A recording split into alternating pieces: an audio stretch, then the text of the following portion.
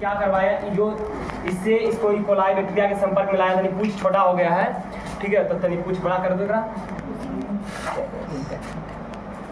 आप सोचो ये अपना गुण इसमें लाएगा, इकोलाई बैक्टीरिया में आएगा, इसका गुण इसमें आएगा देखो, और इसका गुण अरे कुछ कहाँ गए।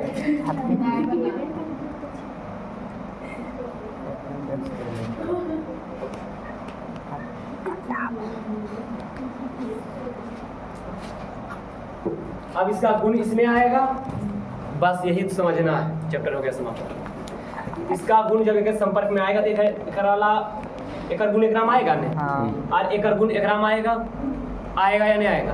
अब की किया इस इकोलाई बैक्टीरिया को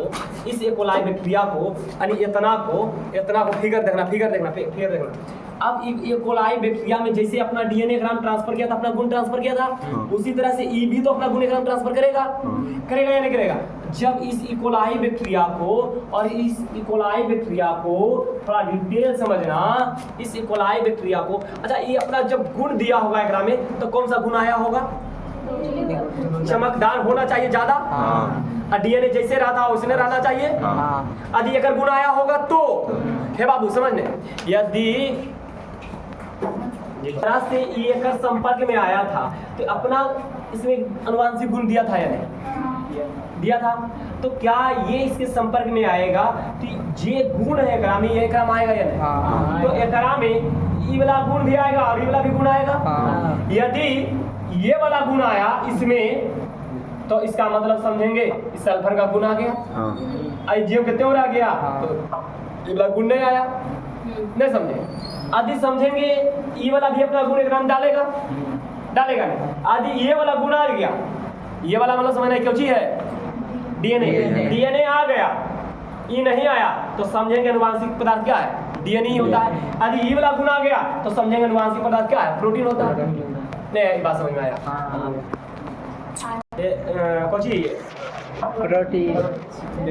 बैक्टीरियोफेज, जब बैक्टीरियोफेज को इकोलाई बैक्टीरिया के संपर्क में लाया गया तो बैक्टीरियोफेज अपना गुण, अपना डीएनए इसमें ट्रांसफर करेगा या नहीं करेगा। यदि अपना डीएनए ट्रांसफर किया, देखो यहाँ पहले नॉर्मल था, यहाँ हमने नॉर्मल का बात किया है, लेकिन यहाँ पर देखो चमकदार है। यदि ये गुण इसमें आ गया, रिकॉर्डिंग करेगा तो रुक जाओ, हो रहा है सर, तो फिर लंबा है। यदि ये गुण इसमें आ गया तो बोल देंगे, रिकॉर्डिंग करने के लिए हम समझ देंगे, तो लिख लेते हैं, ठीक है।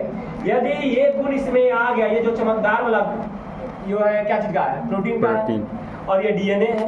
यदि ये गुण इसमें आ गया, ये गुण इसमें आ गया, चमकदार वाला गुण आ गया, तो समझेंगे अनुवांशिक पदार्थ क्या है, प्रोटीन है। नहीं, चमकदार पदार्थ आ गया तो अनुवांशिक पदार्थ क्या है, प्रोटीन है। लेकिन यदि ये गुण आ गया तो समझेंगे अनुवांशिक पदार्थ क्या है। इसके लिए अब उन्होंने क्या किया, इस इकोलाई बैक्टीरिया को एक बर्तन में डाल दिया, एक बर्तन में डाल दिया। हालांकि हम इतने तुम लोग को लिखा के समाप्त कर दिया, बर्तन में डाला डाली ने जो होता है वो लिखा दिए, लेकिन यदि नहीं समझ आ रहा तो समझना कि उन्होंने प्रयोग में क्या किया, एक बर्तन लिया और उसमें इस इकोलाई को डाल दिया, और एक बर्तन में नई तरीके का बर्तन है, बड़े बना नहीं है, इस बर्तन में इकोलाई दिखना नहीं तो थोड़ा सा मैनेज कर लेंगे, इकोलाई बैक्टीरिया को, एक बर्तन ही है, इसमें क्या किया, इकोलाई बैक्टीरिया को डाल दिया, और डालने के बाद अपकेंद्रन मतलब घाट दिया।